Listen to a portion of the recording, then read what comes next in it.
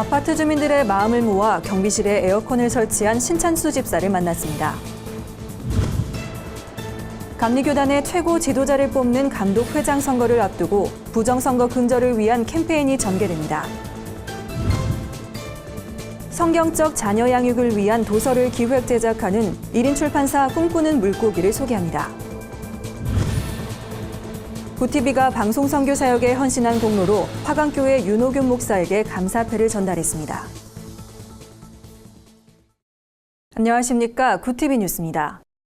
경비원들에 대한 갑질이 판치는 요즘 모처럼 훈훈한 소식이 전해졌습니다. 무더운 날씨에 고생하는 경비원들을 위해 주민들이 에어컨을 달아준 사연이 SNS를 통해 화제가 됐는데요. 이 사연의 주인공이 크리스천이라고 합니다. 자세한 소식 김준수 기자가 보도합니다. 올해 초 아파트 동대표로 선출된 신찬수 집사는 최근 열린 회의에서 경비실에 에어컨 설치를 건의했습니다. 더운 날씨에 고생하는 경비원들의 노고를 조금이라도 덜어주고 싶었기 때문입니다. 택배 찾으러 이렇게 갔다가 너무 덥고 이제 땀 흘리시는 모습들을 보면서 왜 경비실에는 에어컨이 없을까 그 생각이 먼저 들었었어요. 그래서 올해 제가 이제 동대표가 되면서 이걸 그러면 건의를 해서 아파트 차원에서 에어컨을 설치를 해보자. 하지만 주민들이 관리비로 에어컨을 구입하는 것을 부담스러워해 안건은 부결되고 말았습니다. 신 집사는 자신이 살고 있는 동의 경비실만이라도 에어컨을 설치하기 위해 모금을 제안했습니다. 신 집사의 제안이 페이스북을 통해 언론에 알려지게 되면서 주민들의 호응도 점차 늘어갔습니다. 결국 동대표들이 다시 모여 회의한 끝에 단지 내 5개 경비실에 에어컨을 설치하게 됐습니다. 현재 하선미디어라는 음향업체를 운영하면서 안양 평천교회에 출석하고 있는 신 집사는 예수님의 사랑을 전하고 싶어하는 평범한 크리스천입니다.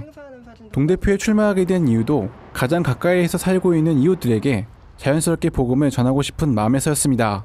전도의 방법도 여러 가지가 있다고 생각을 하는데 저는 그 삶에서 좀 드러났으면 좋겠다는 생각을 하거든요. 내가 어떤 일을 했을 때 저 사람을 봤더니 교회 다니네? 그래? 나도 한번 교회 가볼까? 이런 마음을 들게 하고 싶다는 게 이제 저의 생각이거든요. 그래서 자신이 서 있는 자리에서 예수님을 드러내는 삶을 살고 싶다는 신찬수 집사. 신 집사는 앞으로도 복음을 전하는 축복의 통로로 쓰임받고 싶다는 바람을 전했습니다.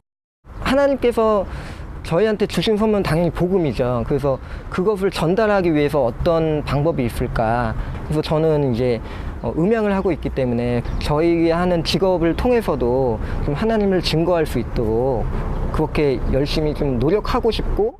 구티비 뉴스 김준수입니다.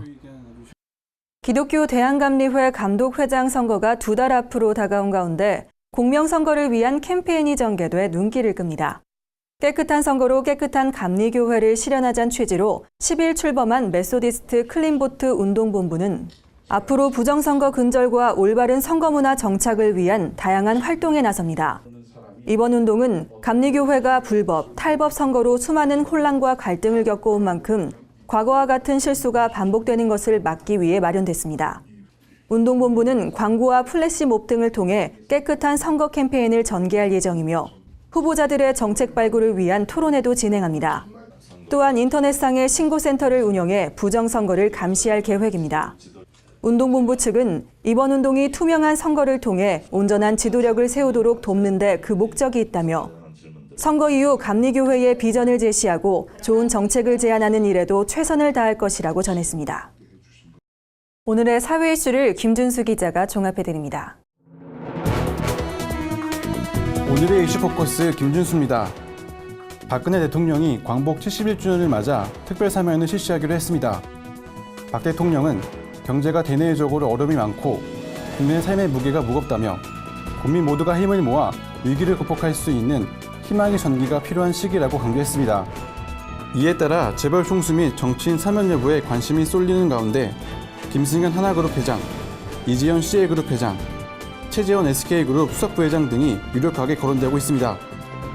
사드 배치 지역 선정을 앞두고 전국에서 사드 배치를 비판하는 집회가 열렸습니다. 후보 지역으로 거론되고 있는 음성군에서는 3천여 명의 주민들이 참석한 가운데 사드 배치 반대 범국민 결의대회가 진행됐습니다. 대책위는 정부가 지역 여건과 주민 생존권을 고려하지 않고 사드 배치를 밀어붙일 경우 끝까지 저항하겠다고 밝혔습니다. 한미군 당국은 늦어도 이달 내에는 사드 배치 지역을 발표할 예정입니다. 한 조사 결과에 따르면 지난해 한국에 입국한 탈북민 10명 중 8명은 여성인 것으로 나타났습니다. 이에 따라 여성들을 고려한 정책 마련이 시급하다는 지적이 제기되고 있는데요. 김하순 한신대 유라시아 연구소 연구위원은 국가적 차원의 체계적인 탈북 여성 인권 대책이 필요하다며 국내에 입국한 이후 성산업으로 유입되거나 가정폭력에 시달리는 등 인권 사각지대에 놓여 있다고 주장했습니다. 테리사 메이 영국 내무장관이 데이비드 캐머런의 뒤를 이을 후임 총리로 확정됐습니다. 영국은 캐머런 총리가 지난달 23일 치른 브렉시트 국민투표 패배의 책임을 지고 물러난 뒤 그의 뒤를 이을 보수당 대표 경선을 진행해왔습니다. 메이 장관은 1997년 하원에 입성한 이래로 교육, 교통, 문화 미디어, 고용, 경금 담당과 원내 총무 등 요직을 두루 거쳤습니다. 전국에 일본 내염 경보가 내려져 각별한 주의가 요구됩니다. 전문가들은 일본 내염 감염을 예방하려면 모기 활동이 활발한 8월에서 10월 하순까지 가정에서는 방충망을 사용할 것을 당부했습니다. 또한 모기가 많은 지역에선 야외 활동을 자제하는 것이 좋습니다. 불가피하게 야외 활동을 할 때는 소매가 긴 옷과 긴 바지를 입고 모기 기피제를 사용하는 등 모기에 물리지 않도록 주의해야 합니다. 구티비 뉴스 김윤수입니다.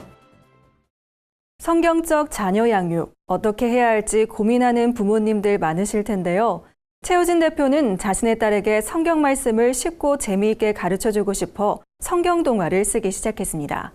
지금은 1인 출판사를 운영하며 다양한 아동 도서를 기획 제작하고 있는데요.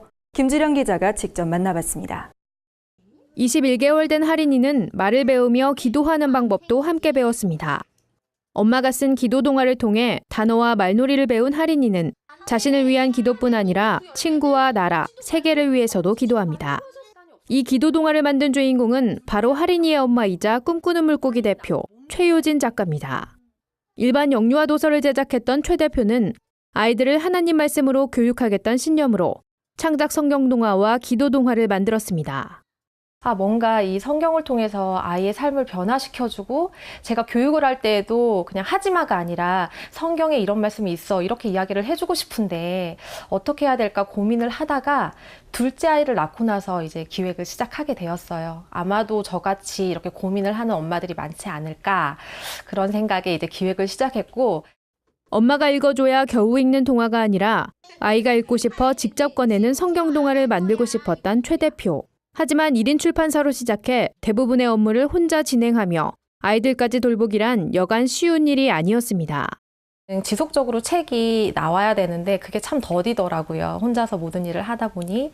그래서 그 부분이 사실 제일 어려운 부분이긴 한데 제가 하는 일이 아니라 하나님 하시는 일이시니 그리고 제가 뭐 조급함을 갖는다고 해서 되는 건 아니니까 이제 마음을 조금씩 더디게 가더라도 천천히 대신에 꾸준하게 꾸려가자라는 생각을 갖고 지금 진행을 하고 있고요. 말씀을 올바르게 이해한 뒤 책을 만들기 위해 교회에서 성경 공부를 하고 신학 박사를 만나 자문을 구하길 여러 번. 다양한 시행착오 끝에 기도를 통해 말을 배우는 기도 동화와 성경의 내용을 역사적 흐름에 따라 놀이로 익히는 성경놀이책 등을 펴냈습니다. 최 대표는 아이들 책을 만들며 자연스레 말씀의 깊이가 깊어졌고 그 은혜가 책 속에 고스란히 담겨 있다고 말했습니다. 성경 교육이 교회에서 이루어지는 것뿐만 아니라 가정에서도 지속적으로 이루어져서 아이들의 성품이 변화가 되고 정말 하나님의 아이들로 자랄 수 있는 그런 교육이 가정에서 이루어지기를 기도하거든요. 우리 가정들이 교회가 되는 역사가 일어나기를 항상 기도를 합니다. 그 사역을 감당하는 것에 또 제가 뭔가 일을 할 수 있으면 더 좋겠다는 생각을 항상 하면서 작업을 하고 있습니다. 최 대표는 많은 아이들이 하나님의 자녀로 자라길 바라는 마음으로 책을 만들고 있다며 그것을 연구하고 실현할 수 있는 방법을 많은 크리스천 부모들과 나누고 싶다고 전했습니다. 구티비 뉴스 김주련입니다. 구티비 기독교 복음 방송이 방송 선교 사역에 헌신한 공로로 화강교회 윤호균 목사에게 감사패를 전달했습니다. 윤호균 목사는 오늘날까지 교회의 모든 여정에 은혜를 내려주신 하나님께 영광을 돌린다며 방송을 통해 복음을 전하는 일에 최선을 다하겠다는 소감을 밝혔습니다. 구티비 김명전 사장은 화강교회와 윤호균 목사는 한국교회를 이끌어가는 교계 지도자로서 교회 앞에 큰 초석이 됐다며 앞으로도 민족과 세계 복음화를 위해 그리스도의 사랑을 전하는 사역을 감당해 주길 바란다고 말했습니다. 화강교회는 뜨거운 찬양과 하나님의 말씀이 어우러지는 역동적인 예배를 추구하는 교회로 잘 알려져 있습니다. 현재 윤호균 목사의 파워 오브 스피릿, 파워 오브 크로스 등의 프로그램을 통해 방송 선교 사역에 앞장서고 있습니다.